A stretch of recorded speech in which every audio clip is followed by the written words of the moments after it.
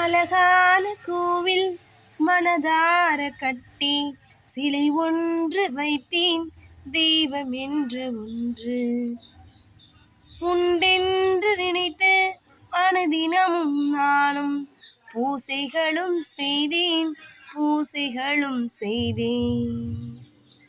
அழகான கோவில் மனதார கட்டி சிலை ஒன்று வைத்தேன் தெய்வம் என்று ஒன்று உண்டென்று நினைத்து அனுதினமும் நானும் பூசைகளும் செய்தேன்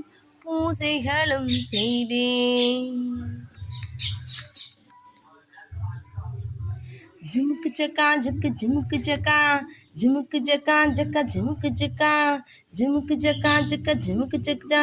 ஹே, என்னடா இது? சிலை சாமியா இது? இரு, இது கண்ணை குத்தி கண்ணை தோன்ற, இது கை காலு எல்லாத்தையும் உடைச்சு பீஸ் ஆக்கி போடுறேன். என்ன நடக்குது பாப்போமா? உன் சாமி என்னை கண்ணை குத்துமா? இந்த சாமி என்னை கண்ணை குத்த போதா என்ன? நீங்க என்ன நினைக்கிறீங்க? சொல்லுங்க பார்க்கலாம். அது யாரு சாமி இருக்குன்னு சொல்லி சிலை வச்சு கும்பிட்றாங்க? இங்கே பார்த்தா சாமி சிலையை உடைக்கணும்னு சொல்கிறாங்களே. இன்னைக்கு நம்ம பார்க்க போகிற டாபிக் என்னன்னா, ஆத்திகன் நாத்திகன். சரிங்களா? பாருங்க, மனிதனால செய்த ஒரு சிலையை ஒரு நாத்திகன் உடைக்கிறான். அவனை அழிச்சவன் பல மோசமான நாத்திகன் தானே. நம்ம எல்லாருமே கடவுளால் படைக்கப்பட்டவங்களா? அப்படி படைக்கப்பட்டவங்களா இருக்கும்போது அப்போ கடவுளை ஒரு மனுஷன் என்ன செய்கிறான்? படைக்கிறான்ல, அவனும் கடவுளால் படைக்கப்பட்டவன் தானே. அப்போ அவனை அழிச்சா கடவுளை எதிர்ப்புதா இல்லையா? சொல்லுங்களேன். ஏங்க, நம்ம சுவாமியை சிலை உருவில் வழிபாடு பண்ணணும்னு சொல்கிறாங்க. காரணம் என்ன தெரியுமா? நம்ம மனசு ஒருமுகப்பட்டு, ஏன்னா நம்ம மனதில் எண்ணங்கள் அலைப்பாயும் எண்ணங்கள் இருக்கும். அப்போ அதுக்கு ஒரு உருவம் கொடுக்கணும்ல. அந்த உருவத்துக்காக தான் இறைவனுக்கு என்ன பண்ணுறாங்க? ஒரு உருவத்தை வர்ணித்து கொடுத்து அந்த உருவத்தின் மூலம் இறைவனை நம்ம தியானம் பண்ணுறோம். சரியா? இங்கே என்ன பண்ணுறாங்க?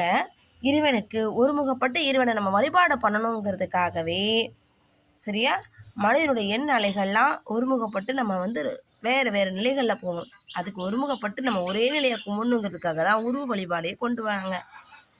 இன்னொன்று பார்த்தீங்க அப்படின்னா, நம்ம முன்னோர்கள் தான் தெய்வம். நம்மளோட பித்ரு தோஷங்கள் எல்லாம் விலகி தெய்வ ஆசீர்வாதமாக வேணும் பெருகணுங்கிறதுக்காக தான் என்ன பண்ணாங்க? ஆலய வழிபாடுகளில் கோவில்களில் சுவாமியை அந்த உருவமாக உட்கார வச்சு அந்த உருவத்துக்குள்ளே வரக்கூடியது யாரும் நம்மளுடைய முன்னோர்கள் கடவுளாக வராங்க. பித்ருக்கள் தான் தெய்வமாக வராங்க. தெய்வமாக இல்லை, பித்ருக்கள் தான் தெய்வம். இதுதான் அந்த உலகத்தில் நடக்கக்கூடிய ஒரு அற்புதமான விளையாட்டு. ஆனால் பாருங்கள், நம்ம சண்டை போட்டுக்கிட்டு இருக்கோம். எப்படி நல்லா ஒவ்வொரு நிலைகளையும் மனுஷங்க எப்படி இருக்காங்கன்னு பாருங்கள். கோயிலுக்கே போகாதவங்க அழகா சேவை செய்து இறைவனை அடையிறாங்க.